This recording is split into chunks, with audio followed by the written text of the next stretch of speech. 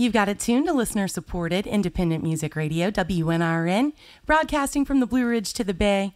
I'm Desiree Moses, hanging out at Space Bomb Studio in Richmond, joined by a group of WNRN members. Our guest today is Joe P. Joe, welcome. Hello, how are you? Hi, thanks for being here. Come in. Oh, thank you. That's very nice. Joe does not have a show in Central Virginia, but was nice enough to swing by and make a pit stop to see us on his way up to D.C., so we really appreciate you joining us. Yeah, thanks for coming. Thanks for being here. Anyone who's here. This is amazing. The debut full-length album is Garden State Vampire, very seasonally appropriate. We're going to get into talking all about that, but we'd love it if you kick it off with a song first. Sure, yeah, let's do it.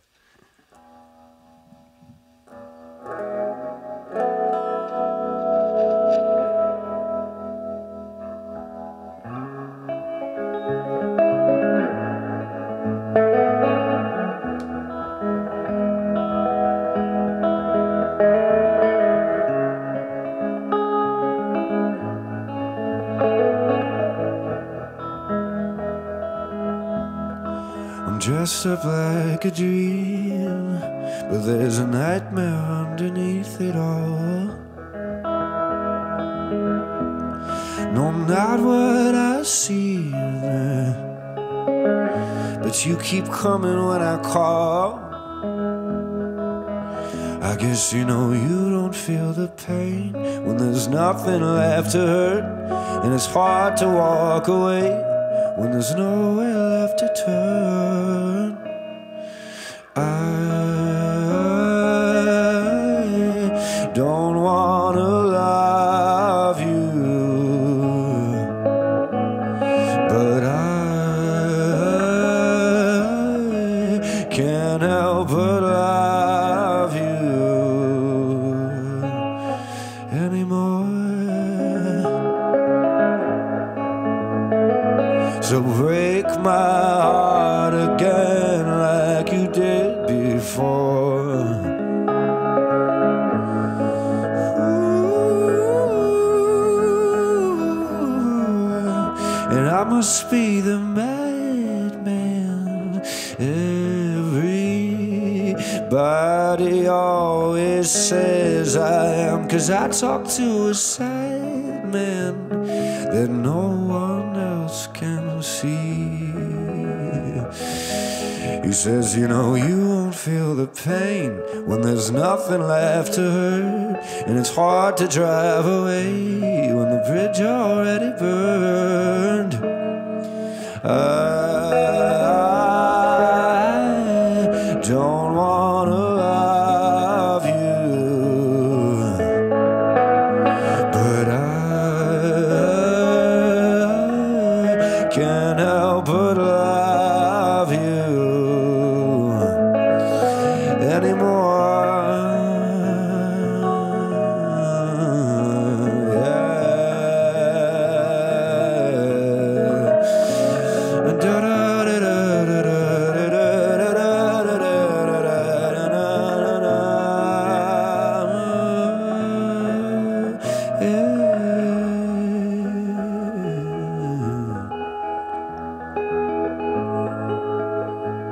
But I always come back. Yes, I always do. I don't wanna love you, oh, but I can't help but love you.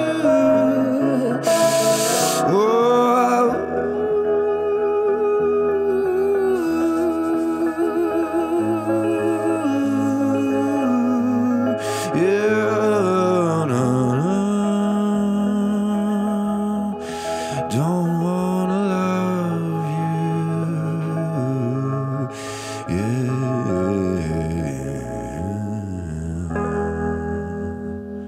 Thank you. Thank you. Joe P. live on WNRN from Space Bomb Studios in Richmond. The debut full-length album is Garden State Vampire. So, Joe, take us back for a minute. Can you tell us, you grew up in New Jersey. Yeah. So tell us how you first came to music. You grew up at one point around Asbury Park. Was Bruce Springsteen a part of the musical fabric at all? No, not at all. It was like when you're a little kid, Bruce Springsteen doesn't have, for me anyway, he didn't have like an appeal, because when you're little, he's not the best guitar player. He isn't like a guitar god or anything like that. He didn't look that interesting, you know. When you're a little kid, you want to see like superheroes and crazy cartoon stuff, you know. So I got more into like Led Zeppelin and AC/DC because it was just more theatrical and entertaining as a kid to see something like that. And he was singing, you know, Bruce is singing about like paying bills, and I don't know what you're talking about, you know. You're not ready to get out yet. You're not ready to get out of your yeah. hometown I was yet. like, yeah, exactly. I was like, I like my town. I'm fine. I'm 6 years old. What am I gonna do? So I got more into like the Jimi Hendrix and the '60s stuff, and just obsessed over that. And I didn't know I was practicing music. My mom got a guitar from an auction for my older brother, and it had like 3 strings on it. No one was musical in my family, so no one knew how to make it work or anything.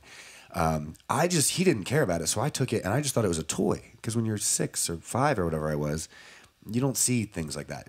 Everything's a toy. So I was just hitting it and being like, kindergarten, my dog, you know, just making stuff up. And I didn't know, and then I just kept working on it and having fun and learning, and I tricked myself into like working on something, you know, and that would be the last time I ever was disciplined to, you know, work on something properly. And so I got really into that. And the Bruce thing happened, like, I moved to Asbury Park. So I moved to Belmar, New Jersey, which is technically, you know, it's like 10, 15 minutes outside of Asbury. But the E Street Band, you know, his famous band, I didn't realize this, but I'm living on like B Street at the time in Belmar. And I'm like, I know Bruce, you know, the whole lore is from around here. So I look into it, and I'm like, oh, there's an E Street. Okay, is this connected? And then I looked it up, and at this time I dropped out of college, so I was kind of just freaking out about what am I doing with my life, kind of. So I needed anything to cling on to be like, I could do this. And in New Jersey, there's not a whole lot to cling on to. It's just like we have some good bread and bagels, and that's about it. But Bruce came up, and I was like, okay, this other guy from Jersey, he did something. And I look into it, and I just started digging into it. And, you know, now I have rent to pay and bills to pay. So I started being like, oh, I hear what he's talking about. Now I get it. Now I understand these songs. This is great. And then I'm thinking, he never had to pay bills, or he never worked a normal job. So that's kind of funny, too. But, I got really into the Bruce thing, and it just hit me like a ton of bricks. And then I saw a live show of him, and that's really the thing that got me. I mean, he was like 70 or whatever it was. I'm in the nosebleeds, and I'm thinking, this is not going to be great. It was 4.5 hours, which I don't even like concerts, so I was like, there's no way I'm making it through this. It felt like a half hour, and it was perfect. There were no light show, there was no tricks. He's 70, so it wasn't like he was doing backflips or anything. Mm-hmm. So I walked away from that with just like, wow, I don't know what that was, but I want to keep that in mind when I do a live concert. It's like, you got to be able to convince everyone in the room that this will never happen again anywhere else. Whereas I've seen shows where it feels like, oh, they're going to go to Chicago tomorrow and do that too. And they're going to go to here. And so I just learned a lot from that whole thing. And then, but I had no like Jersey pride Bruce thing growing up. No, I had none of that. It was just all like Led Zeppelin and stuff. Yeah. I have to back up to something you just said. You don't like concerts? No, I hate concerts. You don't like going to them, but you like performing them, right? It's so loud. It's so loud. It's so long. You got to stand there the whole time. You're not involved. I mean, you're involved, but you're not doing anything. It's like, don't you want to get up there and do something? But I don't know what it is. I thought I would like concerts. I keep trying really hard. But I went and saw Radiohead, which is my favorite band, and I saw them front row at Madison Square Garden. Like, no excuse to not like what you're seeing, right, in that moment. And I like waited so long in line that I was like, oh, man, I don't even care anymore. Like, by the time I was up there, I was like, oh. And it sounds terrible when you're that close. I was like, oh, I can hear like the drums, you know. I don't know what it is. I was like, I just want to get up there and do it, I think. I think that I'll do all the parts that come with that, like the driving across the country, the terrible gas station food and things like that. I'll do that all day. But yeah, the idea of whenever someone says they drove like 4 hours to see me or something, I'm like, you're crazy. And I drove like 15 to get there, but I'm like, you're insane. What are you doing? You should just go on YouTube or something. There's videos of me, you know. Yeah, I will say the older I get, the couch tour is way more appealing. It's nice. It's really nice. And it does sound better. It sounds sometimes. Great. It sounds great. Depending on your seats. And you can just turn it off and go to sleep. It's great. It's really nice. Joe P. live on WNRN from Space Bomb Studios in Richmond. We'd love if you play another one for us. Sure, yeah. Okay.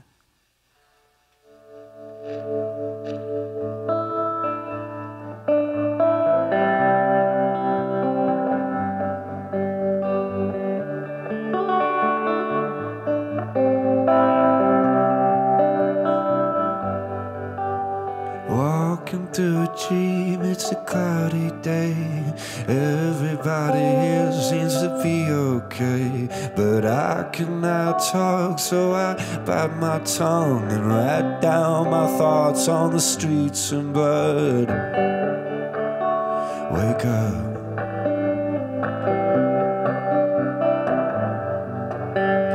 Half of the sun shining down the stairs. If no one can see, then how could they care? You cannot talk, so I read your lips. You say I never thought it would come to this, but Violet, I think I'm gonna love you for a long time. Yeah, and Violet, I think I'm gonna love you for a long time. And if I was your lover, I don't think you'd ever have to find another one, yeah. 'Cause Violet, I think I'm gonna love you for a long time, yeah.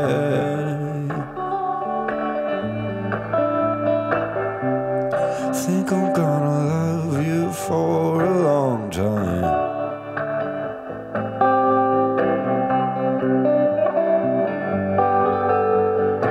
And I found a doctor to figure me out. Opened up my head and let him walk around. I already knew about all the things that he found, but I guess it's good I got a name for it now. They call it Violet. I think I'm gonna love you for a long time, yeah. And Violet, I think I'm gonna love you for a long time. And if I was your lover, I don't think you'd ever have to find another one, yeah. 'Cause Violet, I think I'm gonna love you for a long time. It's so nice to be warm when you're living in the shadow. And it's so nice to be warm, and so I'll go where you go.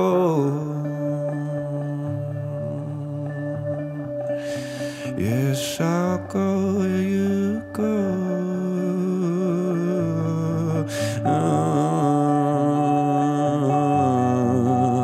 Walking through a dream, it's a cloudy day. Everybody here seems to be okay. I cannot talk, so I bite my tongue and write down my name on the streets in blood. Violet, I think I'm gonna love you for a long time, yeah. And Violet, I think I'm gonna love you for a long time. And I know that you're lonely, 'cause that's what you told me. You're clicking your heels, but you're already home, babe. Violet, I think I'm gonna love you for a long time. Thank you.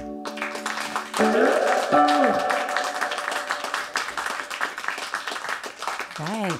Violet, Joe P. live on WNRN from Space Bomb in Richmond. That's been sounding great on our airwaves. Really nice to have that version. Thanks so much for playing that one for us. Yeah. Let's talk a little bit about the genesis of this song. So, in case those of you who don't know, Garden State Vampire is Joe's debut full-length album, but Joe's been releasing singles and EPs for a long time. Recorded mostly in your basement. Yeah. But for this song, too, at one point, you went to L.A., right, as part of this, yes, too? Yeah, I went to L.A. The label was like, you got to go try to write with a bunch of different people, which is fine. You got to play the game and say yes to things. So I went, and it was like 12 days in L.A., and I had never really been there that long. So I'd always just gone there for a day and been like, it's not as cool as the East Coast. See you later.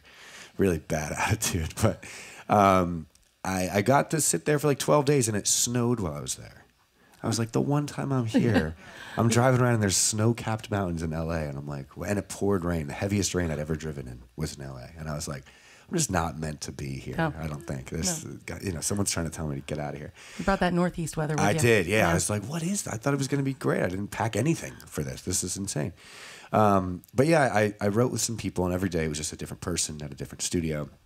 And this particular day, it was this guy, Josh Block, from the band White Denim. He plays drums, or he used to. But yeah, we just set up, and it's cool, but it's weird because you've never met these people a lot of times, and now you have to bare your soul to these people and try to write a song in 10 hours or whatever it is. And it could be weird, but it was a nice one because it was like a band practice in 7th grade. It was like no one really talked. We just sat in a circle and just started kind of playing, and no one discussed anything. And that is when the best stuff happens, is when you don't really think in music. And that's why in 8th grade, when you're like playing in the garage with your friends, that's kind of the purest time. And I think everyone's just always trying to get back to that. Artists and musicians and songwriters, you're always trying to get back to that feeling of you don't know any better, so you're just making stuff to have fun for 2 hours, And all of a sudden you can get in a room with people and everyone's hyper aware of, this is a clever lyric, or let's write a song about this, or, and it can get kind of sterile and stale. Like, everyone's just really hyper aware of what's going on, and the weight of it too. Yeah, and everyone's thinking about, we get money if we write a hit song. It's like it ruins everything. And at its best, it really is just as good as when you were a kid, like just not knowing any better. And that's what this session was like. It was just, we just looked up, and the song was kind of recorded, like all the main parts. And I was like, this is great. Let me just take this home and kind of bring it to the basement and kind of crust it up a little, and we'll be good. I'll be loving it. So, and that was it. And the song title came from My Basement Flooded, which is great. And I had to clear it out and get all new rugs, just like this. Like, you get a bunch of rugs for the sound. But they were soaked, and I wasn't gonna, do anything about that. So I just threw them away. They were gross. And I went on Facebook Marketplace, as you do. And rugs are expensive, so I was trying to find just like cheapest rug I could get. It's just for my basement. It doesn't have to be fancy. And I found one, and it was like $50, giant area rug. I was like, this is perfect. And when you go get something on Facebook Marketplace, it might be the last thing you do. Or not. You don't know. You're rolling the dice. Yes, you're willing to risk it for a nice rug. For a $50 rug, I will gladly. You can murder, whatever. But I was. So I pull up to this house. I was like, all right, looks okay. I get out. I went fully alone, which I don't know if you should, but I did. Because at this point, I'd done it so much, you get used to it. I go in. The guy's like, "Come on in," which is already weird. I was like, "Couldn't you just have the rug outside? Yeah. Come on, couldn't you just be out there, But he's like, "Oh," like it was as if he didn't know I was coming. He was like, "Oh, come on in." I was like, he's eating macaroni and cheese. It was weird. I was like, I'm in the middle of a movie. You're getting murdered. This is it. This is it. I was and I was still like, I gotta see through. I gotta see this through. Like, one way or another, I'm getting this rug or dying trying. And so I go in and I see the rug, and he's like, "Yeah, this is it." I was like, "Looks great. Let me get out of here now. Nothing like to talk about." Yeah, but he's a nice older guy, and he said, "Just want to let you know, my wife actually passed away 2 weeks ago, and it happened on this rug." And I was like, "What do you mean?" I was like, first of all, I was like, "I'm very sorry," And he's like, "Yes, he had a heart attack, and it was right here." I was like, "Oh, wow! Does that add value, or does that take away?"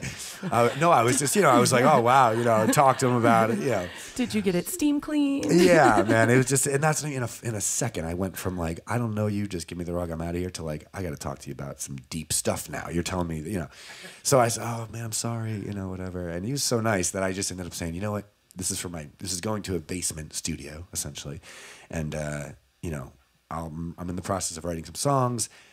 I said, "What was her name?" He said, "Violet." I was like, "Okay, if I can work her into a song, I'll work her into a song title." So the lyrics aren't really about that. It wasn't like rug, dead woman, none of that. Yeah. I wasn't going to write a song about the rug person. So I just, I just wrote the song and then threw that name on there because it made sense. Felt good. And that was it. Weird experience though. So there's that rug. I was like, is there a ghost in this rug? Am I haunting myself did I pay $50 for a ghost rug? Is that what I did? But I haven't been home really much, so hopefully it's good. Yeah. Did you send him the song afterwards? Did you message him on Facebook? No, I can't find him anymore. Yeah, it's gone because when you do that, it kind of disappears on Facebook. Maybe it was all a dream. Maybe it was the whole, it's gonna be one of those things where they're like, that guy died 20 years ago. God, it's just why can't anything be normal? Come on, man. That guy didn't have a wife. That guy, yeah, there was no wife. Yeah. Oh my gosh. Yeah, so that's it. Yeah. Joe P. live on WNRN from Space Bomb in Richmond. We'd love if you play one more for us. Yeah, sure. Keeps getting progressively more out of tune.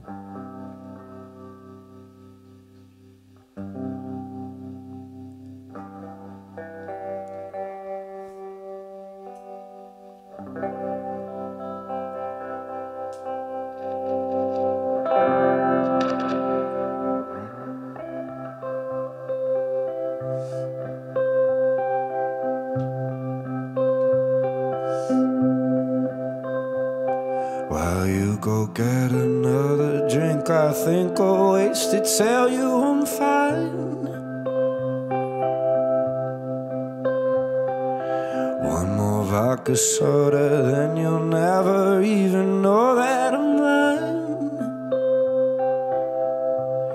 I used to wonder why you never said goodbye. But now you're off my mind.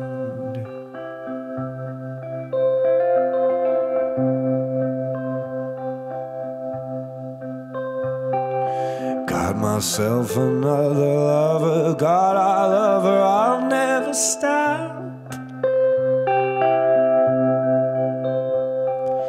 Take her out and drive around and show her all of our favorite spots. I used to sit and cry. I felt like I could die. But now you're off my mind.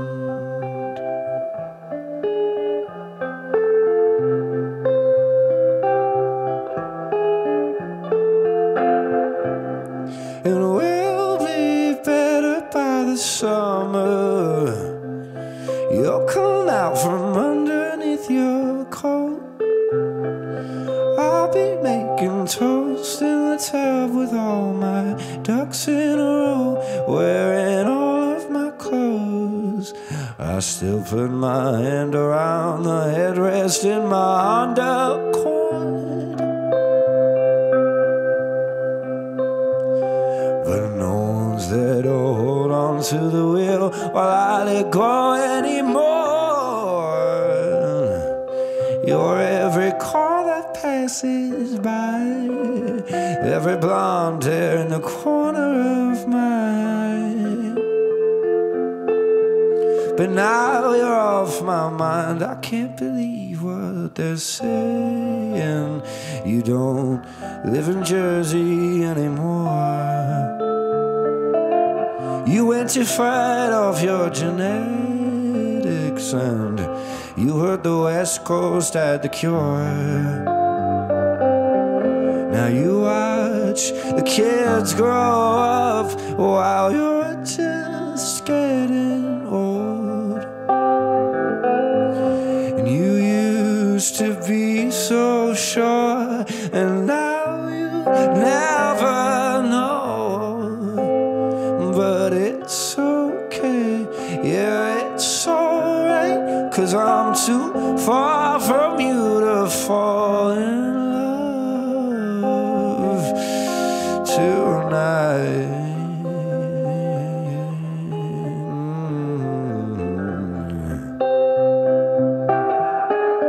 Yeah, and we'll be better by the summer. You'll come out from underneath your coat. I'll be making toast in the tub with all my ducks in a row, wearing all of my clothes, yeah. All of my clothes. Jump off and nobody knows, yeah. Oh.